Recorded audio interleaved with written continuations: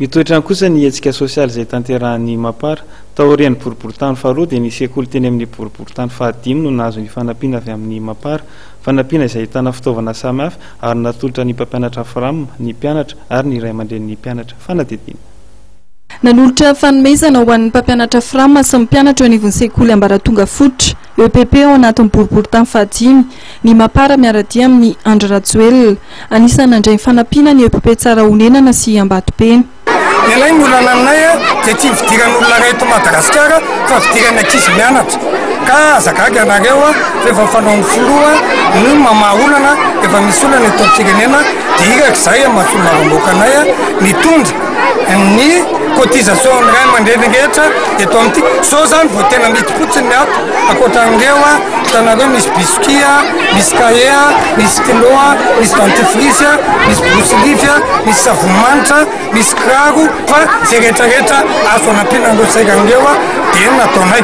Zao hetsika zao dia raha Madagasikara fa teto zany somary ny angarana kely manokana satria malahelo andra matofoloa mahita angeto ankizy be bebe ohatran'izany andreo nefa dia mandroso ny mitrotry fandeha mipivoka androany tsy mandoka be tsy mandoa zay ngamba netsika natao teto. Olito io tsara olelo olito io manera fa zao fotsiny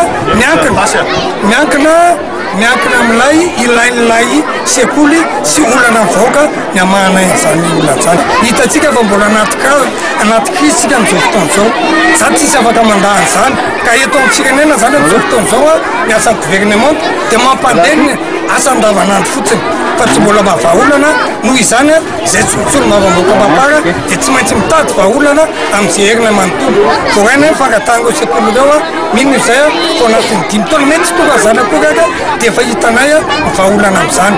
Ary eto mbola manamafy ambatsony mahavamboaka boriboritany fadimy any fa ny anay dia mitoy foana miasa telo no nampanantenanay teto.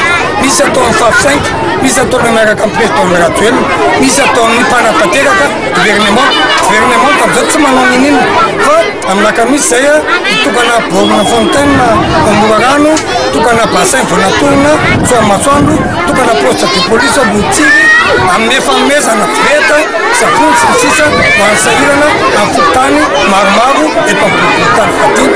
Laza fa afapotan'ny fanampiana nentin'ny Mapara ny filohan'ny FRAM ao amin'ny EPP Ambatobe.